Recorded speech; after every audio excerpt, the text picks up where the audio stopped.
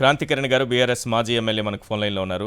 క్రాంతికిరణ్ గారు, ఏంటి అరెస్టు? మీరు అసలు మీకేమన్నా ఈ సమాచారం ఉందా? అసలు ఇలాంటి పరిణామాలు జరుగుతాయని ఊహించారా ఎన్నికల ముంగిట?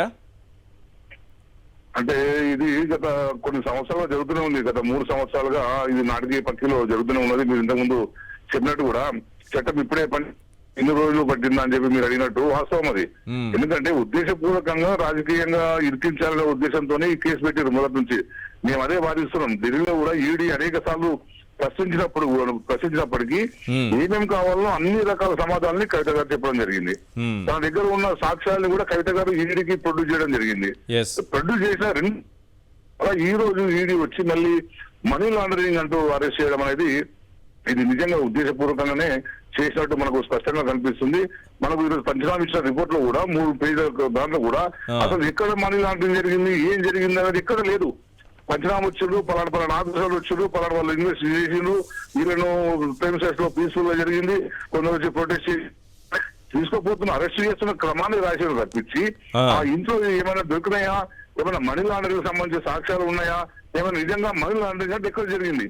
A copy of the grounds of arrest containing 14 pages have been served upon her. ఒక 14 పేజీలు ఈ అరెస్ట్కి సంబంధించి ఒక కాపీని అందించినట్టుగా ఇందులో ఈడీ రాసింది అరెస్ట్ ఆర్డర్లో.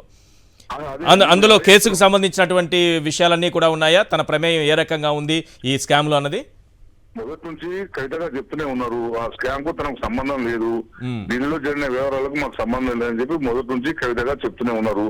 ఇప్పుడు కూడా అదే ఉన్నది. కానీ ఎలక్షన్ సమయంలో, పార్లమెంట్ ఎలక్షన్ సమయంలో బీఆర్ఎస్ పార్టీని నిర్వహించడానికి, బీఆర్ఎస్ పార్టీని మళ్ళీ ఎంపీ సీట్లు గెలవకుండా ఉండడానికి కొన్ని గందరగోళం సృష్టిద్దామనే ఉద్దేశంతోనే ఈ అరెస్ట్ జరిగింది తప్పించి ఏది కూడా దీనిలో ప్రూఫ్స్ ఉన్నట్లు మాత్రం అనిపించట్లేదు. 14 పేజీలు కావచ్చు, వాళ్ళు అనుకుంటే ఎన్ని పేజీలైనా సృష్టించగలుగుతారు. ఈడీ కానీ సిబిఐ కానీ కేంద్రం కన్సల్ట్ నడుస్తున్నాయి కదా. సిబిఐ కూడా కవిత గారిని క్వశ్చన్ చేసింది కదా ఇంట్లోకి వచ్చి. ఈడీ ఎన్నిసార్లు పిలిచినా కూడా కవిత గారు వెళ్ళి అన్ని సాక్ష్యాలు సమర్పించడం జరిగింది. అంతేకాదు ఇప్పుడు సుప్రీంకోర్టులో కేసు నడుస్తుంది. 19వ తారీఖున దానికి సంబంధించిన విచారణ ఉన్నది. ఆ విచారణ జరుగుతున్న సమయంలో 19వ తారీఖు ఇంకో 3-4 రోజుల సమయంలోనే ఎందుకు అరెస్ట్ చేయాల్సి వచ్చింది? అంత తొందర ఏముంది? నిజంగా కనుక సాక్ష్యాలు ఉంటే రేపు సుప్రీంకోర్టు చెప్తుంది కదా, సాక్ష్యాలు ఉన్నాయి అరెస్ట్ చేసుకోవచ్చు అని సుప్రీంకోర్టు చెప్తారు కదా. కానీ సుప్రీంకోర్టు కంటే ముందే ఎందుకు అరెస్ట్ చేయాల్సిన అవసరం వచ్చిందో దీనికి ఈ అధికారులు సమాధానం చెప్పాల్సిన అవసరం ఉన్నది.